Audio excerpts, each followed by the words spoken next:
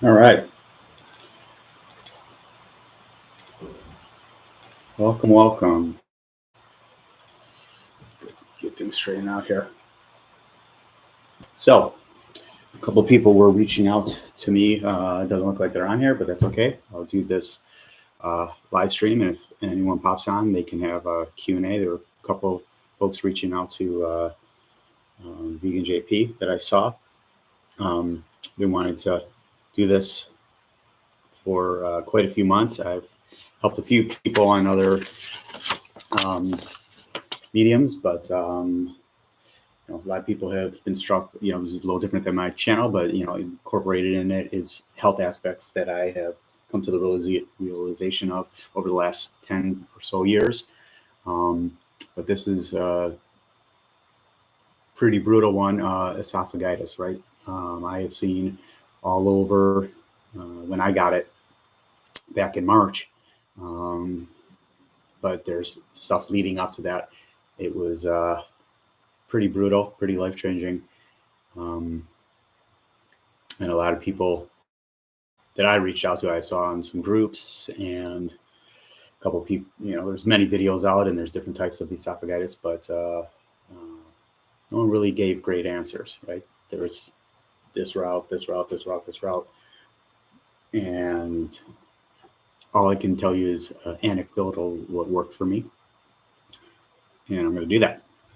And, please feel free if you see this and you still are suffering with this, reach out to me on my channel, and I will 100% get back to you. 100%. I want you to get over this if you're still suffering from it, because boy, is it life-changing in the positive. If you can do if you're disciplined enough to do what you need to do. So that being said, someone I saw was reaching out before the stream. Hopefully they jump on here, and I will feel free to answer any of the questions. Let me do a little manipulating of this. All right. So, there's different types of esophagitis, right? There's reflux esophagitis. That's what I'm going to be focusing on. That's what I had. Years and years of acid reflux. I'll go into that. Obviously, infectious esophagitis, pill esophagitis, which I believe Howard Stern had about 4 or 5 months ago from a procedure, and then antibiotics. E esophagitis, some for radiation, immune compromised esophagitis. I am only going to be talking about.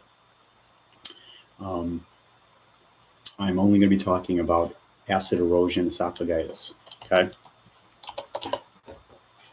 That being said, in regards to acid reflux, which I can help with as well, because that is something that I suffered for going back to when I was a little kid, right? That is many reasons why you get it. Some will say not enough acid, too much acid, right? Which is it? Well, I think it varies in every person.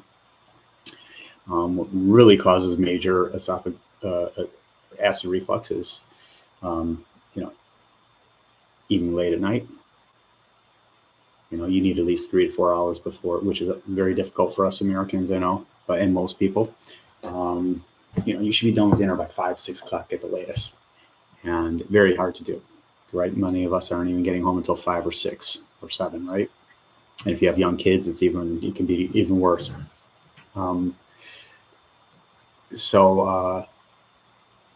Chocolates, caffeine. This is if you suffer from acid reflux. At least no caffeine at night. If you're going to have caffeine in the morning, and that's it, you have to cut it off. But if you have horrible acid reflux, I wouldn't even advise having caffeine. I introduced it back into my life about 3 weeks in regards to getting back into running, which I'll go into as well. I wasn't even able to run for 4 months.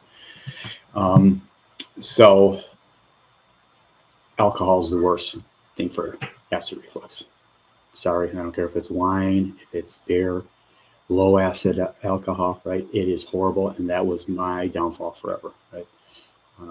I've had one drinking experience this whole year, and that was in March, and that's when I got it, esophagitis. But it was leading up to that, right? December was always a big month of drinking for me.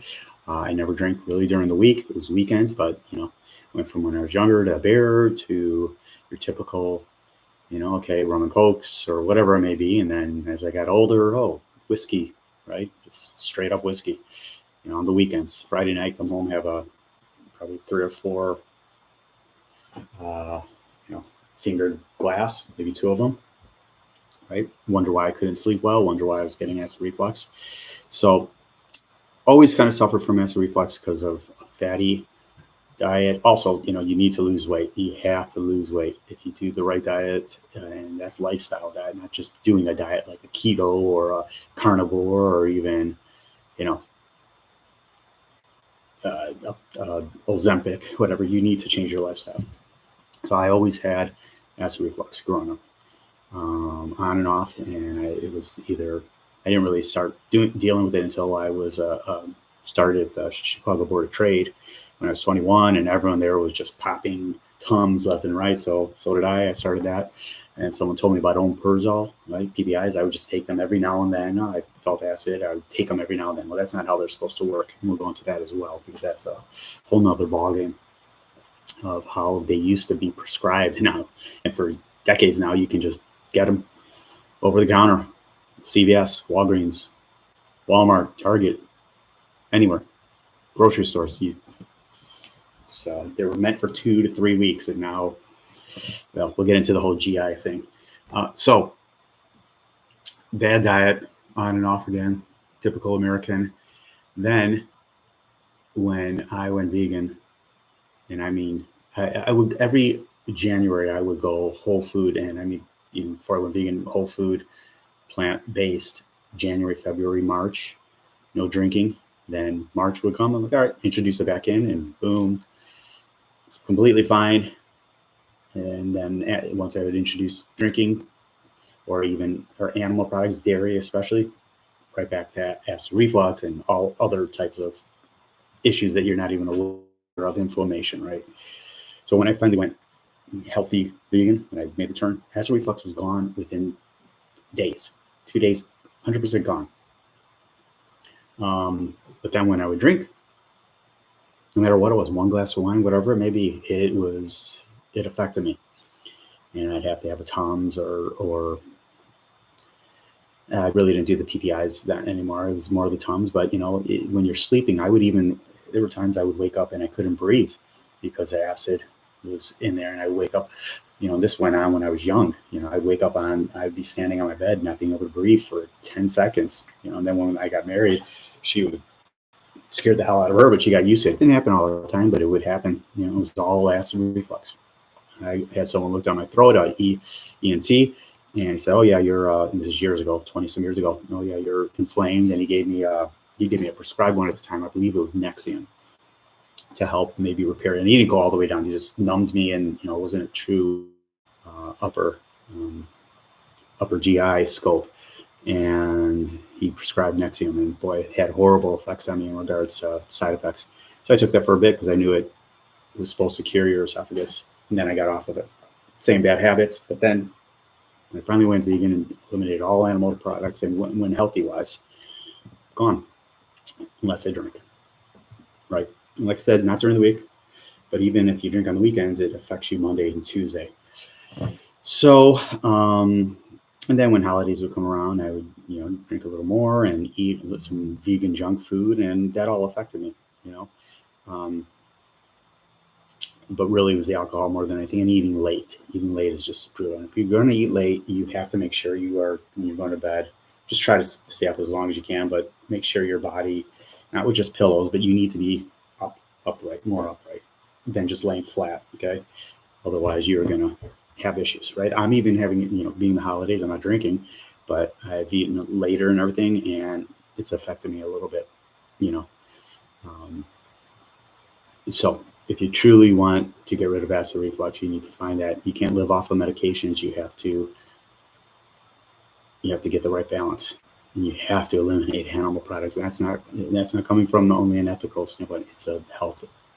When you eat dairy, any animal products, it becomes acidic. And look, don't take my word for it. Look it up, Google it, see the acid and alkaline charts.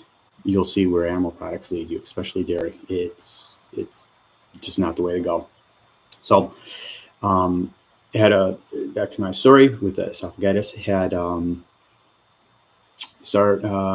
drink pretty good in December of last year, and was on staycation, and I started noticing something in my throat.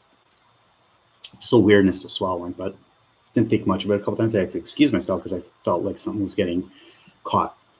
Didn't think much of it. January came, no alcohol. Typical years, January, February, March. And I was kind of going to be pretty much done, try to get done with alcohol. But March came, and it was the March 11th, something like that. And I had some wine. And that night, went to bed, and I started getting chest pains. And my wife has a pretty good medical background. And we were trying, I was thinking I was going to have to go to the hospital, and they came on big time. Like nothing I ever felt, but it did not feel like a heart attack, and it did not feel like anything I've ever witnessed. I mean, it was on, then off. Then we got a heating pad, and I knew it wasn't a heart attack because I was not getting any numbness. And we looked it up, and it was like, those are esophageal spasms. And I'm telling you, this went on from 11 at night to maybe 4 in the morning. Got about 3 hours of sleep, woke up the next morning, and I'm like, ooh, it was a rough night. What the heck happened? And my throat felt very closed. And kind of went on as normal that day. No alcohol. I'm like, all right, that looking up, that's what it's got to be. And we were having a party the next week. I'm like, all right, I got to get myself better so I can having family over. Got to have a few drinks for that because that gets you through it sometimes, right? And as the next day went on, I couldn't swallow, barely swallow. And looking up esophagitis, it talked about a soft diet. So I went on a soft diet, and I mean mashed potatoes. And to get them down better, the only oil that is good for you is flax oil. So cold pressed organic flax oil that's always refrigerated. Mixed it in with that because it was the only calories I could get in. And I went with mashed potatoes and the flax oil. And within about 3 days, I think I lost about 7 pounds. Not trying. I mean, it was like instantly, you live on mashed potatoes and you're scared to eat because I would literally I was scared to swallow, right? Because, I mean, it was caught. And you had to work it. And these are heavily mashed potatoes. So, by the weekend came, I mean, it was no better. And then I started with the Globus sensation. What Globus is a mental and somewhat physical feeling of a lump in your throat. Okay. And I just couldn't swallow very well at all. And I went to, didn't know about caffeine. So I then gave up caffeine, with esophagitis. I was just educating myself, watching videos. I saw a video of a nurse who went through this over acid erosion too, and what he did. Well, he had strictures and everything, and they had to go in and actually widen his esophagus going, and he'd get upper GIs, and he was constantly getting these procedures to widen it, and I didn't want to deal with that if I didn't have to. So, didn't know what to do. I was trying to get Tums down me. Then I read a couple, kept reading up on it, and I got Mylanta. Never had Mylanta before. Mylanta, it's like a magnesium based, and it's a liquid. I got the liquid kind, the extra strength, and I started doing that a few times a day, definitely before bed. I was doing about 50 milliliters, 20 at a time. When it was bad, I did probably about 40 milliliters, and it felt like it was coating my esophagus, and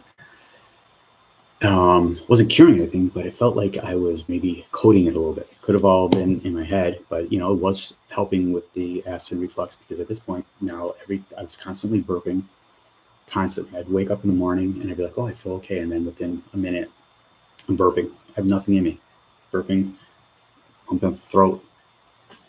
Tried to go for a run. I run every single day. I work out every single day. Within 10 seconds of the run, my chest would start to burn and hurt, and I would go all the way up here. I'd go to the health club, try to do some exercises like elliptical or anything, chest, run up here. So I had to stop all cardio. I was able to lift weights, but if I did any type of stress at all, and this is without caffeine at this point, I'm done with caffeine. I didn't even go through with caffeine withdrawal, and I would only have caffeine for me as a pre-workout. Black coffee, a little bit, enough, a cup gets me in a great mood, motivated, and I'm able to go run for 4 or 6 miles. And it's daily. I'm able to do that at 51 without pain or anything.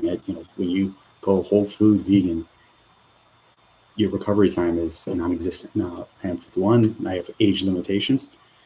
My body and heart and everything could go probably 30 miles, but my knees not happening. No matter how I can preach about the good diet and everything and good lifestyle I want. 51 is 51, right? And my feet are my feet. Right? I've been standing and wrecking for 51 years. So that pain was horrible, and it would just start here and just travel up in tightness like crazy. So my workouts were very limited. Cardio was gone. I would ride the stationary bike. That didn't bother me, but the constant burping was out of control. And if you talk to anyone or read anything about esophagitis, it's constant burping and you swallow, you don't think things are going down, and you drink water and it drips. It just drips. Trickles down, barely getting down. You think it's caught. So obviously I know my esophagus is very swollen. A couple weeks go by and I'm like, all right, what am I going to do about this? I read many different things. So I start going, and I would do some things differently now, but this is what I advise. What worked for me against what I wanted to do, I started going on PPIs. I just went on the generic omeprazole, and I started off with, it was 20 milligrams, 10 milligrams, and then I did it in the morning. But I did the dissolvable ones because I couldn't swallow a pill. No way a pill was getting down, so I did dissolvable ones. And I did that, and I was doing the Mylanta. I was mixing it up every day. I was doing Mylanta a couple times a day, and I was doing the omeprazole once a day. And after a little bit, I will tell you the Mylanta will start messing your stomach up pretty good. So you're gonna, I did it. I felt like it worked for me because of the coating, like I said, of the esophagus. At this point, it's just omeprazole and Mylanta. And then a couple weeks went by, a month went by, no improvement. But I was able to swallow. No, I was able to swallow, but it was always, thought consciousness. But you could tell, it's the burping that was still there.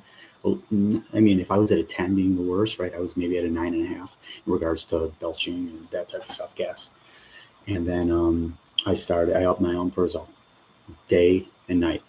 So it was 10 and 10. Did that for a couple more weeks. And then I'm like, all right, I think I need to do it a little different. Instead of doing day and night, I did just one time a day of 20 milligrams. And then I was doing that in the Mylanta. And then when my Mylanta was killing me, I would maybe take a day off or so in regards to, gut-wise. And I wasn't doing a soft diet. I could have done better. I would recommend staying on soft diet. But if you're losing weight, I'm kind of a small guy. If you're losing weight like that, you just try to introduce some higher fat foods. And when I say higher fats, I mean plant-based. You have to eliminate. If you're doing this, you have to eliminate all animal products, and and also nicotine. If you're a smoker, you have to say goodbye to that. You have to. And alcohol is goodbye forever, in my mind. You can go back to it, but you're just going to come back to the place you were. Maybe not esophagitis, but certainly acid reflux.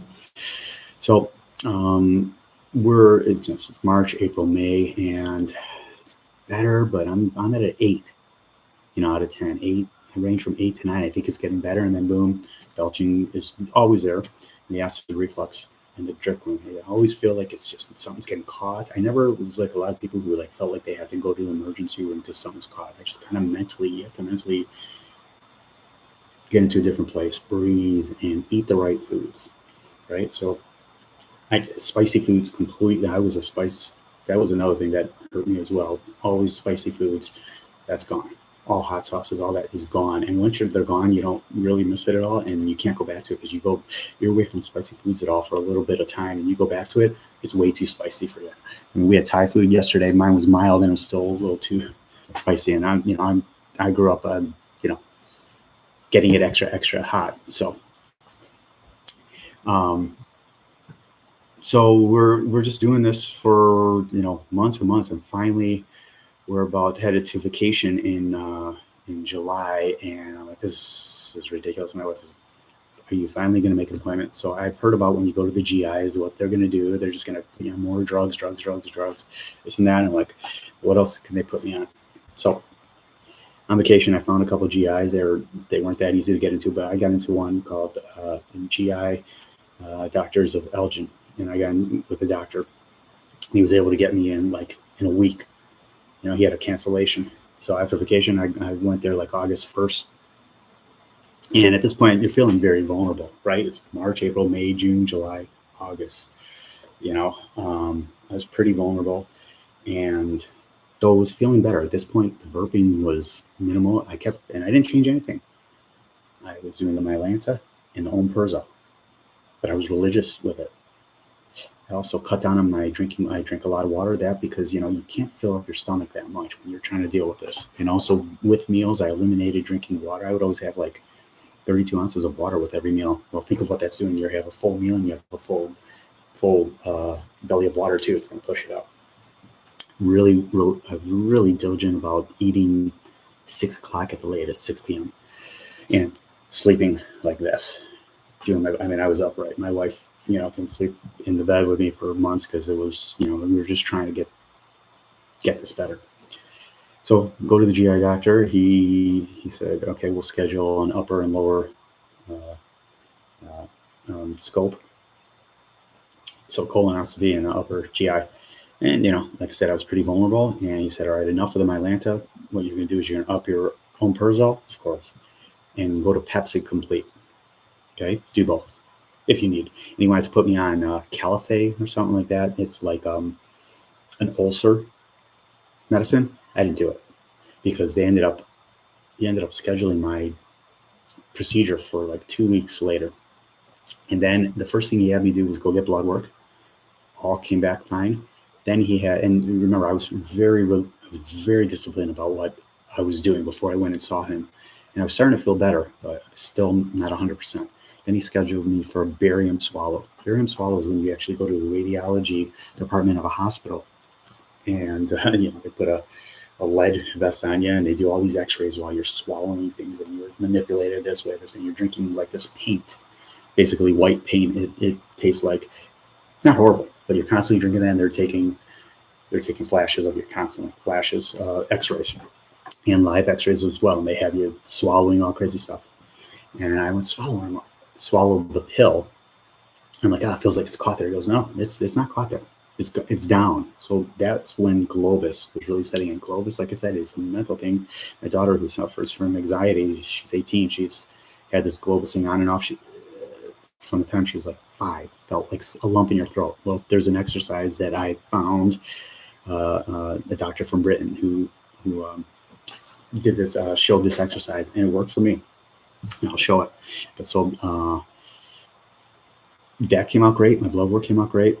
Got the upper GI, got the lower GI, everything perfectly fine. And I was like, because I thought for sure I at least had Barrett's. My father-in-law had esophageal cancer twice, right? I thought for sure that was my destiny. And I think part of the reason, I was doing a certain diet where I was taking in a ton of greens and a ton of maybe acidic food, and too much, though healthy stuff, but it's too much is too much if you can only digest a certain amount. And I was also taking cloves. I was chewing on cloves. This is before I got esophagitis, because that's supposed to prevent.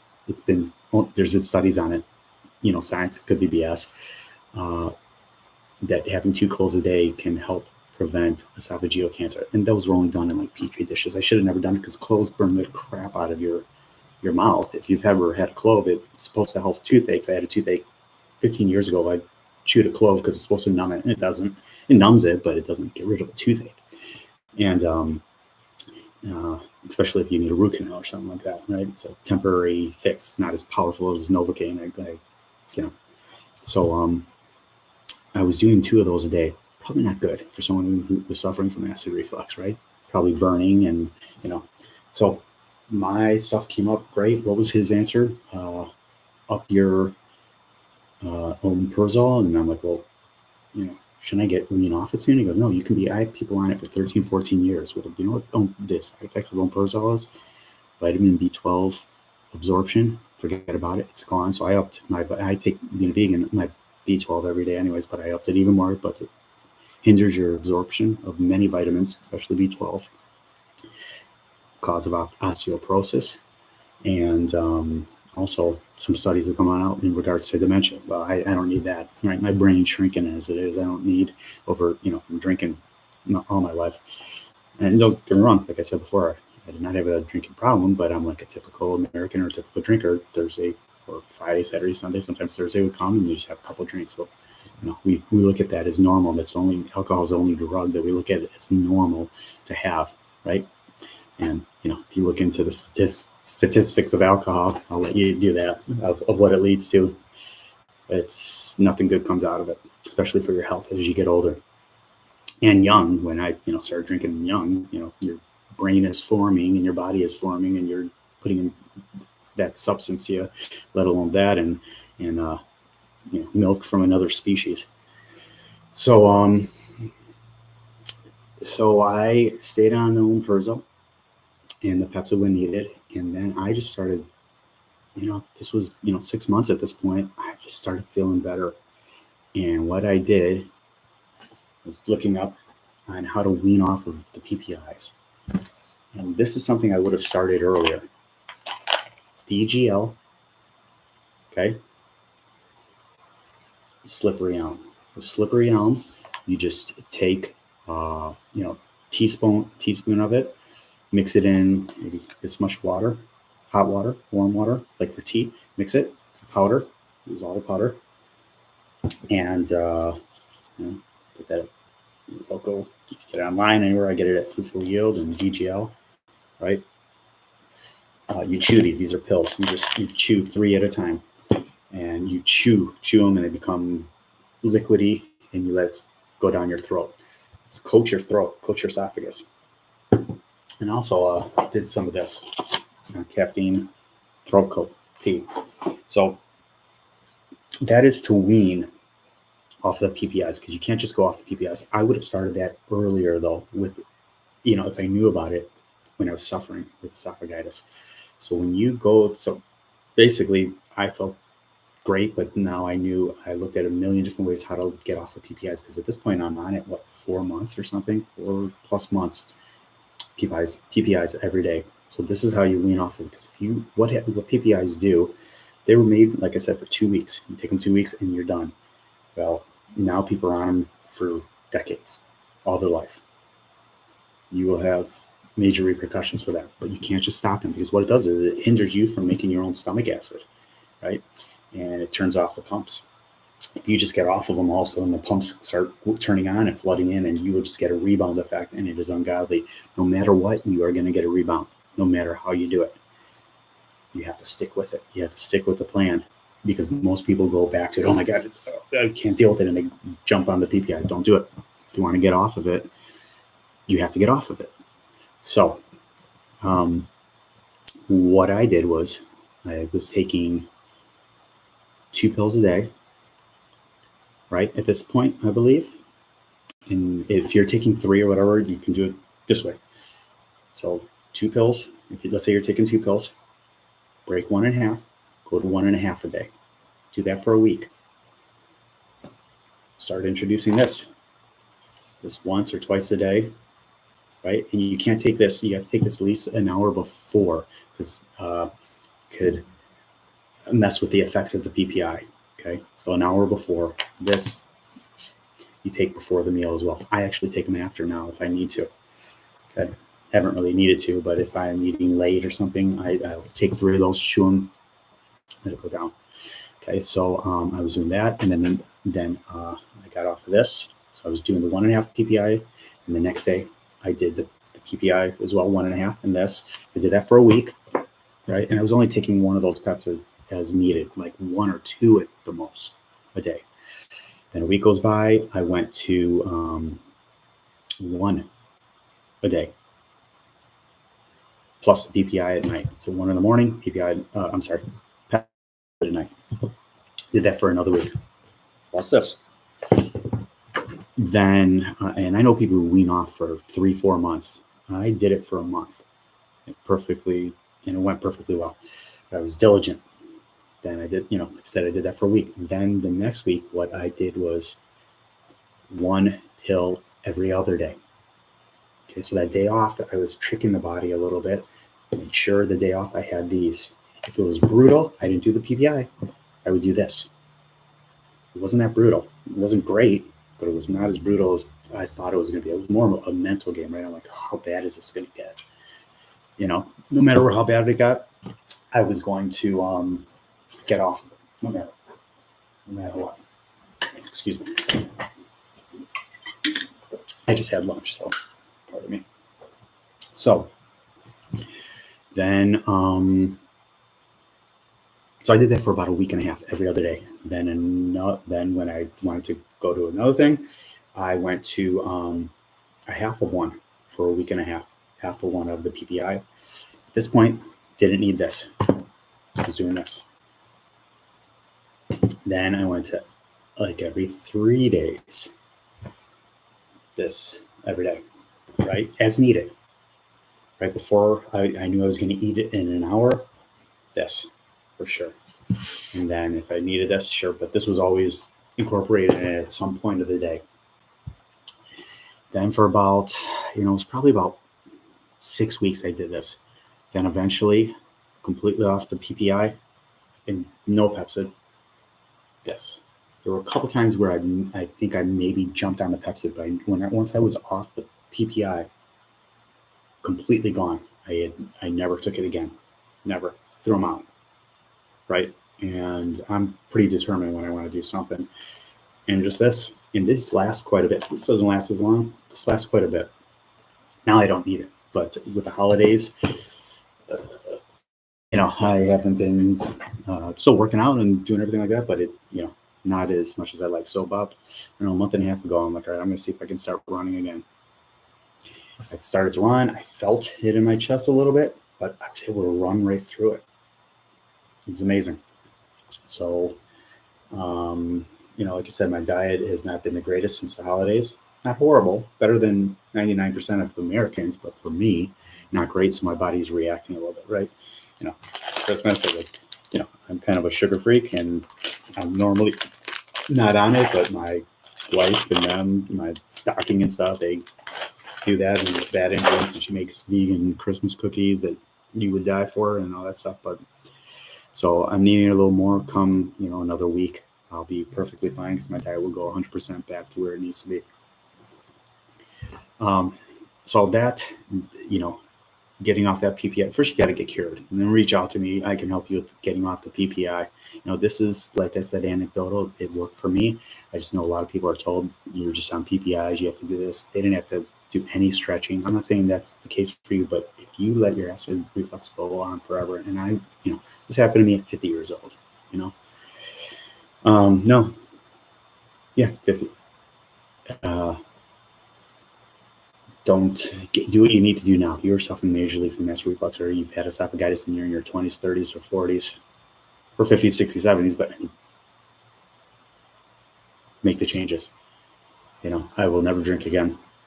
Not going to happen. It is not worth it. All the repercussions of drinking, anyways, take the acid out of it. If you really look at Sober Leon, his channel, or there's so many out there, of the effects of alcohol. Andrew Hubman, whatever, he has a pretty good video on the true effects of alcohol. This is not an alcohol show today, but and anyone can do whatever the heck they want. I don't care if they drink or not. I loved it. I just know what it did to my body and my days. So, the key is you have to want to do it. You have to want to truly do it, or else nothing's going to change. So in regards to globus, if you're suffering from globus, this guy showed me an exercise. I did it for I do it I haven't needed to do it, but I did it for about 3 weeks and it truly helped. What he showed was you swallow, you fill your Adam's apple, swallow, and you hold it up there for about 10 seconds. And you do that about 10 times at a time. You know, swallow. So you went up, you hold it, and then you let it go. Within like a week and a half of doing that, I probably did it about 100 times a day, right? I get a little obsessive and I wanted it to be gone. It truly worked. I might not for you. It's, like I said, globus, after a while, when you've had restriction and you've had swelling in your esophagitis and you've had issues in regards to swallowing, your brain plays tricks on you. And next thing you know, you have the feeling of globus. So common. I didn't know, I never heard of it before, even though my daughter had that sensation forever and didn't know it was globus. Well, that really truly helped, you know. And I recommend if you're done with the esophagitis or if you have it, but you have globus, try that exercise. Do it. Don't hurt yourself. Don't strain yourself too much, but do it as much as you need. I mean, I'm telling you, I was doing it probably 100 times, if not more. I don't know, a day when I would go for a walk. At this point, I couldn't run again. So I was constantly doing it. I was probably doing 10 to 20 reps, if you will, at a time. Next thing you know, it's getting better and better and then gone. I do feel a little weirdness in the back of my throat right now because I do think I've been having a little bit of acid reflux due to the crappy diet over the last couple of weeks. I'm not concerned about it. It'll go away. Yeah, that's really it. If you make the lifestyle changes, you'll see the difference. I thought my life was going to change forever because of the esophagitis. It, in a sense, yes, it's a good thing. It got me off of ever touching drinking again. I know a lot of people, I was like, oh, man, I'm never going to have wine or whiskey again. You get over it. You really do. And I've seen a lot of comments on some people's sites over when I was researching this, going, oh, I just miss having my wine and cheese. Oh, when can I have wine again? What got you here? What got you to this place? That type of lifestyle. There's other avenues. You want to buzz? Go take a gummy. Do something like that. Find a different. Go work out. Find a different. Is that buzz really? Do you really like the taste of wine? I always thought I did. I always thought I like the taste of scotch or bourbon. And I've got in my cabinet now. I have about $20,000 worth of scotch and bourbon that will never be drank again. I have a bottle of A.H. Hirsch, 17-year-old, that is $7,000. I got it about it, when they were going out at 100. I'll never drink it. I'll sell it. All my stuff there, I'll get rid of someone. It's ethanol and it's poison. It poisons every cell in your body. Now I love the buzz, but what the buzz is? Poison. That's the truth of the matter. Go on YouTube, check it out. I can't think of his name. Andrew, like I said, he will break it down what it does in your body, into your brain, into every cell. Breast cancer or prostate cancer, just keep drinking. That's really it. You can make the change. You can cure yourself from this. 100%. 100% for acid erosion, esophagitis. The other stuff I can't help you with. All I know is what worked for me, and it worked. All right. You guys take care. Hopefully, if someone needs help, reach out to me. Take care.